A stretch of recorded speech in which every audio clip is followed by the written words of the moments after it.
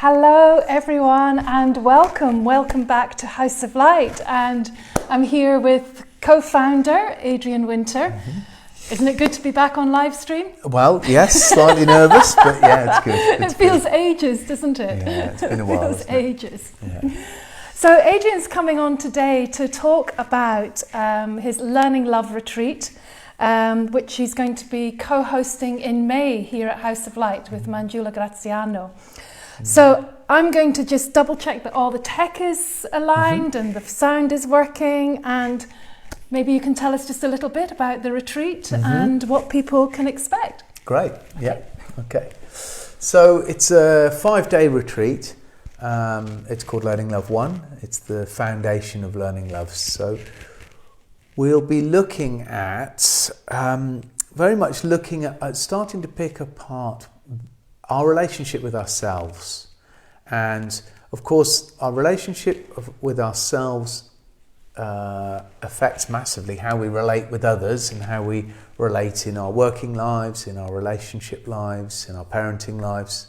But the foundation, the Learning Love 1, we'll really be looking at what beliefs we carry, what we got from our childhood in terms of how we experience ourselves. So as we grow, we look to the people around us to mirror back to us who we are and what we are and how we're welcomed. Are we welcome? And what our strengths are and how we should behave and how we should relate. And this leaves very deep imprints. And during this 5-day retreat, we get to start to explore that and get a deeper understanding for how that is for us each individually. So it takes you back really to all that stuff that you learned that you didn't know that you were learning, that's become part of what your personality and your character, without even realizing that it's actually a conditioning and not the real you. That's right. And often we get in touch with what we learnt in terms of beliefs and ways of being and protection mechanisms. We can access it from how we are today. Yeah. So what triggers us today, even during a retreat, where the beauty of a 5-day retreat is the participants come away from everyday life. So you're in a held environment where you're not triggered by your work schedule, your family, whatever it is. So you're not constantly being encouraged to go back into protection. This allows us to really open up and have a look. Yeah. But the thing I love about group work is often you put people with people, there will be little triggers. Of course. And then we can work with those, and because they're small, you can start to see that this is something I'm carrying. Yes. Because I might think it's my partner that makes me feel like this, but when I start to explore and go, okay, maybe I felt like this before this relationship, and sometimes it'll come up during a retreat, and then it's very useful because you start to see, okay. Yeah. So you might come on the retreat thinking, oh, I'm really not good in relationships, but it's because of this. But you might actually discover that your lack of relationships is because of something else. So you're uncovering layers. Absolutely, yeah. A lot of times when somebody is longing to be in a relationship but can't get into a relationship, there will be patterns and protection mechanisms there that actually are keeping them safe from being in relationships. So they might feel like they want to be in intimate relating, but especially if they've had a difficult experience of that in the past, they will have their protection mechanisms like picking people that are unavailable or sabotaging the first conversation, or simply not engaging, staying in, not going out, not meeting people, or not turning up when not showing up to meet someone and to let them in, or sometimes meeting them, letting them in so far, and then as soon as the relationship actually starts to become close, they will have their unconscious pattern for it to finish. They'll suddenly decide this isn't the right person, or they will, cheat on the relationship and they didn't know why because they liked it, but there'll be ways in which somebody gets out. And is this a retreat where people can come with absolutely no experience of like meditation or self-developmental work? Absolutely. So you could just literally say, right, I'm drawn to it, but I know nothing about nothing. That's right. Yeah. You come along, we take you through what it is we're looking at, take you through guided meditations, experiential exercises, we do sharings. It's very held. There's nothing you need to know beforehand. And what about, is it more couples or singles or a mix? No, really a mix. Some retreats have more couples on, some more singles, but it's really either way. It can be interesting to come as a couple because you find out more about each other and about the dynamic between. Sometimes work can happen between the dynamic of a couple, and I've seen amazing things happen with that. But also coming alone is fascinating to find out. And people tend to be less inhibited when they come alone. I was going to say, I mean, even if you're in like a committed relationship, it could probably be a bit daunting to open up in front of the other person in a way. Sally, you don't have secrets from your life partner, do you? Of course not. Yeah. We don't go there, Adrian, you know that. But that's obviously my trigger and my thing is opening up in an environment where I could be judged or blame or something else could come up, especially in front of an audience. Yeah. But you and Manjula have so much experience in holding that space. Yeah, it's not, and that's why sometimes it's lovely to come with as a couple, because often I've seen people open to a degree that they've never felt safe to do with their partner, and it can really be life-changing. So it's open to people coming on their own or as couples, any which way around. Yeah. So really this work is finding out about ourselves. And it's not just like the romantic, intimate relationships, it's the relationships with family, with friends, with work. With money. With money as well.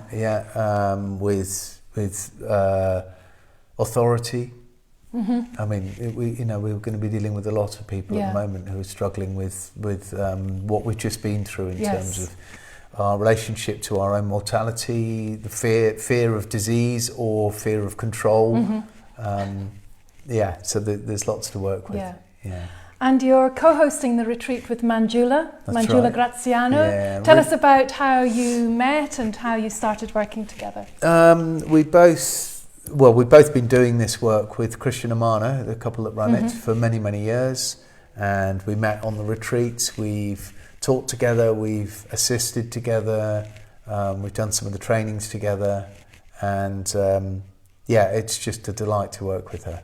And it's working with Christian Amana. It's great that there's the male and female energies in the room, and it's lovely to work with Manjula because those two bases are covered. Yeah. Some people are more comfortable, if, for instance, in a deep sharing, if they're feeling vulnerable. Some people, it's easier for them to open with a man, or easier to open with a woman. So it's quite nice to have the two. I mean, I love teaching on my own, but I really love teaching with Manjula. Yeah. And are you offering one-to-ones as well throughout the retreat? Yeah. Both of you are available for. That's right. Yeah. One-to-ones. Yeah. Okay, so is there anything else more you'd like to share about the retreat or the work? Let's think. I thought we really kind of covered actually. it. So it's the 31st of May to the 4th of June. To the 4th of June, yes. Yeah. It's fully residential, so you come, the accommodation, the food's all taken care of, the place is there, there's everything you need. You can just come and relax and dive into the work. Yeah, and be held in this gorgeous space. Yeah, yeah. And it's a fairly full-on schedule. The days are long. There's plenty of time in between structures, in between sessions to relax and let what you're finding out and what you're feeling assimilate. But there's lots to it. The retreat, it's a full It's deep. 5 day. Yeah. When I first went, it was life changing for me. It was a surprise. That was the turning point. It was a surprise. Yeah. And there are 16 places here at House of Light. Yeah, and a few are full already. So few are full. Oh, excellent. Yeah. So do reach out if you're interested. We'll put the information here in the comments, and it's also up on our websites on our retreat page. And I know what I did want to talk about is it's interesting for me when I think about teaching this model, because a lot of how we are with the world, and therefore how the world mirrors back to us, is to do with our very early years. And I'm rereading material to prepare for the birth of our child, who's due any day now. Of course, Ceri's due to give birth. I really love the work of a guy called Michel Odent, and he talks about the importance of a woman giving birth being feeling really safe. And he advises a dark room with privacy. Nobody's talking to her. Nobody's bringing her back into her logical mind, because this takes away from the natural oxytocin rhythm. So, but reading about that, he's done an awful lot of study about how we are changing the evolution of humans by our birthing techniques. Oh, really? Yeah, and he looks at it not on an individual, not on a what's the word where you take an individual case? Single example. Yeah, they use it as a certain evidence. Yeah. It's like a story. Oh, I know a story of this happening. He's saying that. Forget that. If you look at it on the level of civilization, we are changing how we are through our birthing techniques, and particularly through the use of artificial oxytocin. So oxytocin, which is the love drug, which a woman's body, both men and women produce it, but women produce a lot of it to go into labour. It creates the contractions. It's necessary to make the baby, to push the baby out. But it's also called a shy hormone, because like love itself, it only comes when the conditions are just right.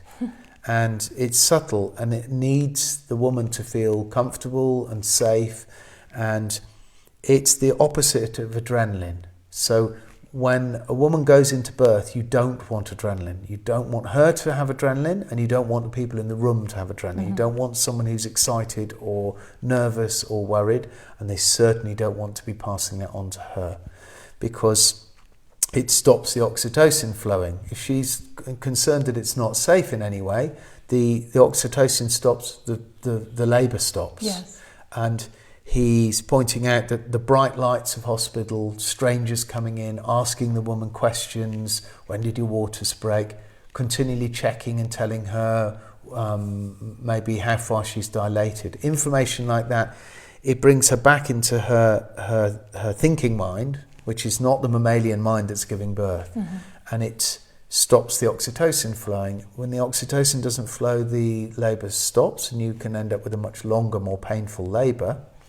So then they introduce synthetic oxytocin, but that doesn't create the love effect. It just creates the contractions. The problem with this is that when the baby's born, then that connection between mother and baby is also connected with the oxytocin. And when you give synthetic oxytocin, the body stops producing the natural oxytocin. So we are tampering with the connection that all newborns have. Not every newborn, but most births now are either cesarean or using false oxytocin. So it then disturbs this initial hours with mother and baby, where we have now, it's the common knowledge that skin-to-skin contact is good, and that we shouldn't separate the baby from the mother, which has been the case for thousands of years. In fact, it's not a modern thing, it's in civilization history. But it interests me to read, to look. His main thing about what a woman needs when she gives birth is safety, but safety in the subtleties of it needs to be like a dark space. She needs to be comfortable there. She needs to be warm, and critically, not to have people there who are going to talk to her, ask her questions, or appear to be observing. You don't want bright lights. You don't want strangers if possible. And he talks about the perfect midwife is someone who's had good birthing experiences herself and is quietly sitting in the corner doing something like knitting, crocheting, making herself a cup of tea, is not overly busy with the woman, lets her get on with it. Yeah. And I found it fascinating reading about this safety zone. Well, this will be our third time, and we've done this twice at home, and we've already read this before. I know this, but to rebrush up on it, I was like, it does connect for me with this work to an extent, because a lot of our adult lives are driven by fear. A lot of our motivation to not go for a job or to not get into a relationship or we act a lot out of fear, and we act out of fear because at times we didn't feel safe as children. And to pinpoint, to really concentrate on this very first moments of our new baby's life, as we did with Alma and with Sophie, it's just, it just touches me. It's like, that's the goal for this birth coming, is to create a really safe space so that Ceri's body goes naturally into, and there's a baby ejection reflex that the woman's body will go into, where at one point when the labour is happening, the woman goes into, she suddenly will go quite frightened or fearful, and they often say things like "kill me" or "I'm going to die," and it's a build up, and it's for the last few contractions that pushes the baby out. And again, at that point, you leave her to do her thing. You don't soothe her or tell her it's going to be all right or try to engage. You allow her the space, and the baby comes. And so there's creating this safe space for the birth, and then leaving her alone with the baby, giving or maybe not alone, but leaving space for her and the baby to connect with the oxytocin, with her natural oxytocin, without any drugs on board. Not, if they're needed, great, but I know with Ceri there won't be, so. It's going to be a beautiful time. Yeah. It is, really is. I didn't know any of that at all. Yeah, well, I don't have children anyway, so to get an insight into like the birthing process and the approaches, it's really beautiful. And it ties in with, because when we look into what affects us in our childhood, actually the earlier it happens, by far the bigger effect. The deep imprints are very early. So I was going to say that the experience that the baby has gone through at birth is obviously carried within them. Yes. And that can still show up. It's tremendously important. Show up as trauma or behavioural. Yeah, and it can shape a way somebody goes in life. If, for instance, the birth was a struggle, often somebody will carry that life is a struggle throughout. Gosh. Or if there's a drama during the birth, something happens, somebody else in the room has a heart attack, or I don't know. If there's something strong element, or for instance, if the mum's terrified of giving birth. Yeah. So my gran was very depressed in her last pregnancy because the previous children, she couldn't fully breastfeed. She couldn't produce enough milk to feed the children adequately without formula milk. And her husband was a doctor, and he'd done some of the research proving that breast milk's better than... And he was a bit of a fascist, to be honest, and he wouldn't allow formula in the house. So the aunties would have to smuggle it in. So when my mum was born, she was the first of 5. She, excuse me, she was struggling. She would have starved. But the aunties bought in formula. But consequently, her mum, by each pregnancy, she got more and more freaked out that when she gave birth, she wouldn't be able to feed the baby, and she wouldn't be supported by her husband in feeding with formula. Wow. So those babies were born into quite a traumatic because she wanted to give birth, but also she would have been totally freaked out and depressed. Yes. She was in bed for weeks of depression each pregnancy also. And this is part of the backstory that I found out. It's like that has a strong effect on somebody for life. Yeah, absolutely. To be born into a pattern or into a place. So I'm interested in how the birth goes, and to see, to keep it safe. This little soul has chosen well. God, I hope so. I don't know. Oh, she has, because we don't know, do we? We don't know. No, it's going to be a surprise. No, I'm just going to say hello. We've got a couple of people. Oh, Jackie Pixie Rose is with us. Ah, fantastic. Hi, Jackie. And Iana as well. Welcome. Hi, Iana. If you've got any questions for Adrian regarding the Learning Love Retreat in May, then feel free to pop them into the comments. And if we miss it live, we'll come back to you afterwards and answer anything. Yeah. Anything that you'd like to know. But the doors are open. The doors are open, yeah. And come and get involved. Come and participate. And So all the details for Learning Love 1 are on the website, on the retreat page, with the pricing. There's also an early bird offer available to the 31st of March. So if you're getting quick, you get a lovely discount. But it really is it's such a heartfelt experience. It really is. Yeah. Sally's thinking of coming on. Maybe. Or I'll just be running and hiding in the office because I'm triggered. No, I really admire your work, and I love, the healing that you're sharing through it. So wonderful. Thanks, Sally. Okay. Okay. So, is that about it? Yeah, I think that's it. Okay. Thank you so much for joining us. This video will go up onto our YouTube channel as well. And as always, reach out and just thank you so much for being with us. Thanks. Thank you. Bye. Lots of love.